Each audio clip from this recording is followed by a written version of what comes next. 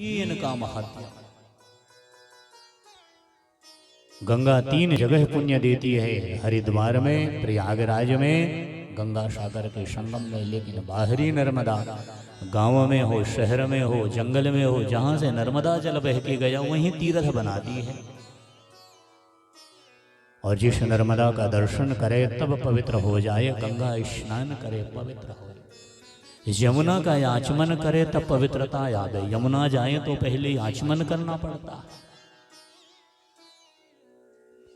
सरस्वती का ये स्मरण करने से प्राणी पवित्र हो जाता है। लेकिन बाह नर्मदा जी का जिसने बड़े भक्ति, बड़े भाव, बड़ी श्रद्धा के साथ में दर्शन कर ले वह पवित्र हो जाता है।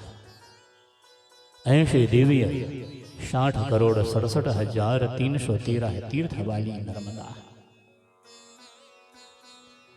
ऐसे दिव्य माई रेवा का दर्शन करते हुए आज राजा का जीवन जा रहा है। और जहाँ राजा को ये दर्शन हुए, इस स्थान का नाम भारभूतेश्वर है। और भारभूतेश्वर के नाम से जानते हैं। हे महाराज, ये भारभूतेश्वर तीर्थ है। आज उस बैल का उद्धार हो गया। आगे तीर्थ की महिमा को ले चलते हैं। आइए, ऋणमोचन नाम का तीर्थ मिलेगा। अब अमरकंटक लौट रहे हैं, अमरकंटक से तो चले गए, कल पार लग गए। नारियल चढ़ाया है आपने, कल सारी बात को सुन लिया। अब समुद्र पार करके जा रहे हैं, तो कहाँ जा रहे हैं? अमरकंटक। रास्ते में तीर्थों का दर्शन पा रहे हैं। बल्कि कल से बने तो थोड़ी सी जल की व्यवस्था भी रखी। भक्तों को कहीं प्यास लगती हो तो थोड़ा सा जल भी पिला दिया करेंगे, बड़ा पुण्य है। जिसकी भी इच्छा हो ऐसी सेवा करने की, एक टंकी जल ले आवे, गिलास ले आवे, पानी पिलाइए। बहुत इसमें जलदान का भी महत्व आएगा। तो बस एक बार दिखा दें या यहाँ रखा रहे तो बढ़िया जल पानी भी कर सकते हैं भक्तजन। जैसी सेवा बने, सेवा को करिए, अपना सहयोग करिए। श्रीमद् भागवत लेके हम यहाँ आए थे और पुनः फिर शिव महापुराण हुआ। श्रावण में भवतारिणी मंदिर में सबके सहयोग मिले। अब भारभूतेश्वर से चलेंगे तो ऋणमोचन नाम का तीर्थ मिल जाएगा। ऋणमोचन, जीवन में अनेक अनेक प्रकार की जो ऋण लगते हैं, उन ऋणों से मुक्ति पाने के लिए इन तीर्थों की स्थापना। भैया नर्मदा स्नान वहां अकेले नहीं, अब ऋणमोचन में करेंगे तो वो पुण्य है। तो माई नर्मदा इतनी सुलभ है, 3 जगह कठिन है। रेवा सागर के संगम में, भाड़ौच में और रेवोरी शंकर में, ये 3 स्थान में नर्मदा बड़ी कठिन है, बड़ी दुर्लभ है, बड़ी तेज गति से प्रवाह होती है। सर्वर्द सुलभा रेवा त्रिशीय स्थानों दुर्भलेषु, सब जगह सुलभ हैं, 3 जगह बड़ी कठिन है। तो ऋणमोचन नाम की तीर्थ आएंगे और ऋणमोचन तीर्थ में स्नान करने से बड़े बड़े ऋणों से प्राणी छूट जाएगा। जिंदगी में ऋण लगते, उन ऋणों से छूटना। जैसे पिता का ऋण है, माँ का ऋण है, धर्म का ऋण है, जब पृथ्वी का ऋण भी है हमारे जीवन में।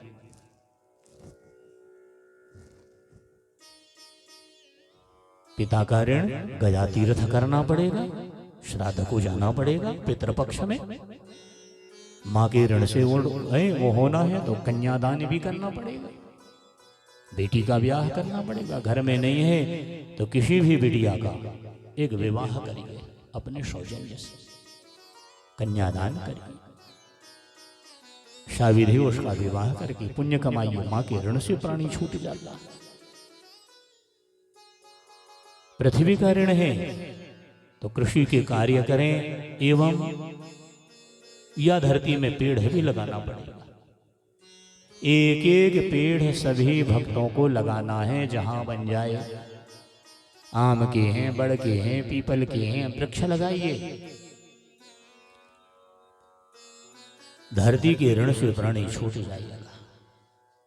धर्म का ऋण है, तो भक्ति का प्रचार करना पड़ेगा, भगवान की भक्ति करना पड़ेगा, माला जपना पड़ेगा, तीर्थ व्रत उपवास हवन पूजन भगवत भजन ठाकुर सेवा,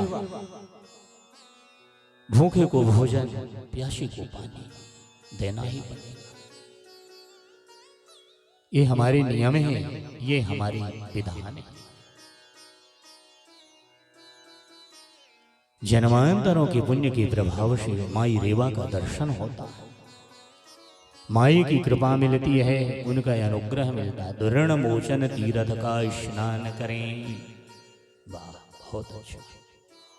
बोलिए नर्मदा मैया की हरि शरणम हरि शरणम हरि शरणम हरि शरणम हरि शरणम हरि शरणम हरि शरणम हरि शरणम हरि शरणम हरि शरणम हरि शरणम हरि शरणम रेवा माई रेवा माई रेवा माई रेवा माई रेवा माई रेवा माई रेवा तुम्ही जल में तुम्ही थल में तुम्ही मंदिर में बैठी हो, जल में तुम्ही थल में तुम्ही मंदिर में बैठी हो, तुम्ही जल में तुम्ही थल में तुम्ही मंदिर में बैठी हो, जल में तुम्ही थल में तुम्ही मंदिर में बैठी हो।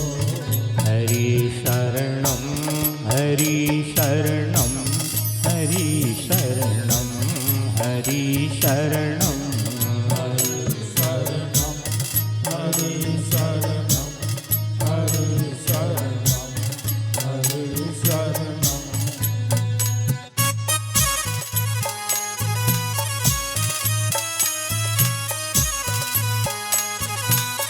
पीछे और बिछायत बिछा दें, सभी भक्तजन आसन में बैठ जाएं। बिछायत रखी है शायद,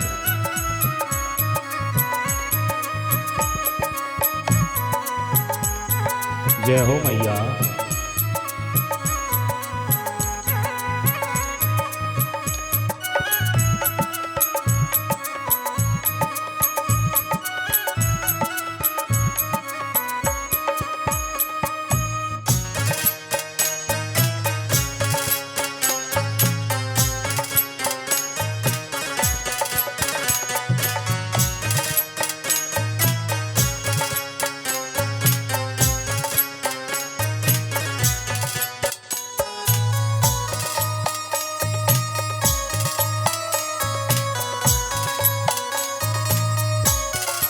रेवा माई रेवा माई रेवा माई रेवा माई रेवा माई रेवा माई रेवा माई रेवा माई। तुम्ही गंगा तुम्ही जमुना तुम्ही रेवा कहती हो,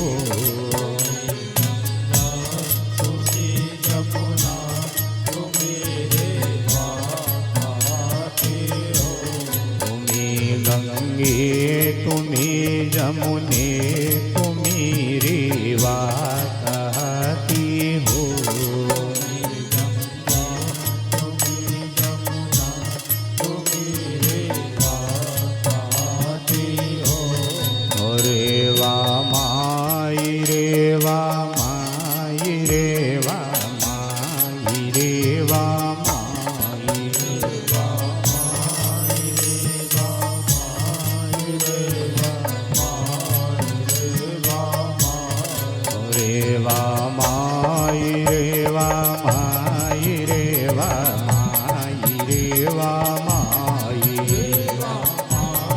देवा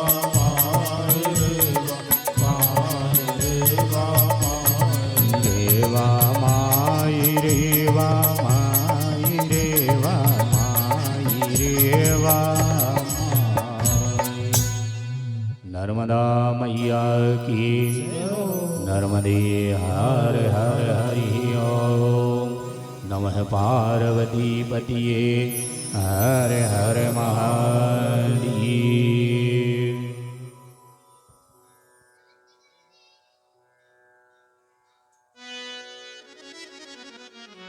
जलतरंग सर्वदा नमामि देवी नर्मदा नर्मदा निरंजनी सर्वदुख भंजनी।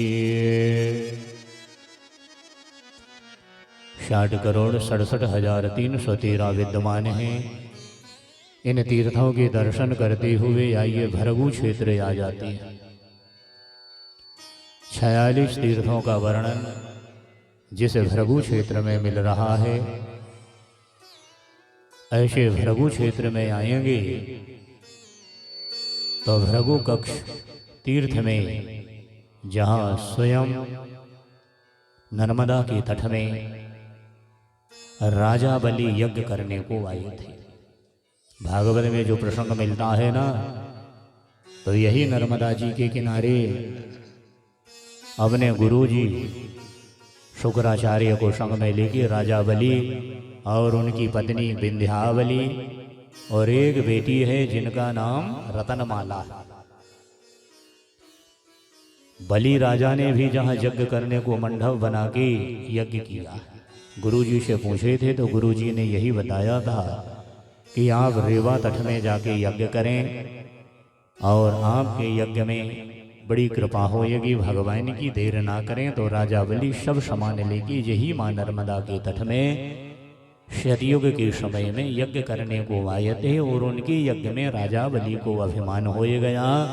तो यही विष्णु भगवान बामन अंगुल का रूप धारण के पवित्र कराई है और खड़ाऊ पहनाई है पृथ्वी माता ने और कहा है जाओ भीख मांगने को चले जाओ।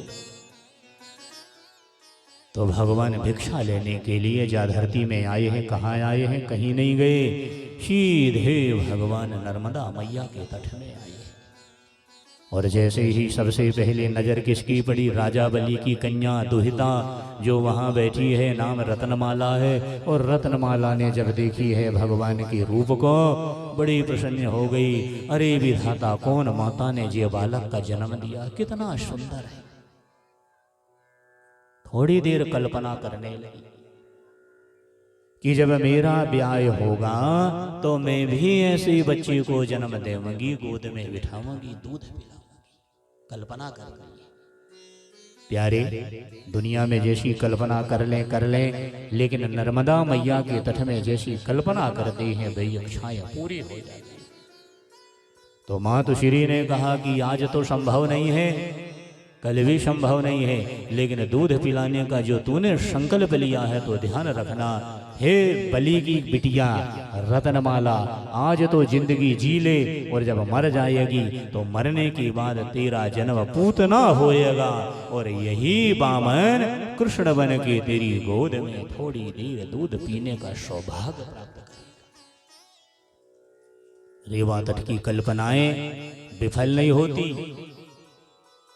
अच्छी कल्पनाएं कर लें सच्चे मन से, जरूर मैया पूरा करती है। बलि राजा के यज्ञ में भगवान 3 कदम भूमि मांगे हैं और 3 कदम भूमि के लिए श्री भगवान श्रीमती निशा यादव की तरफ से 500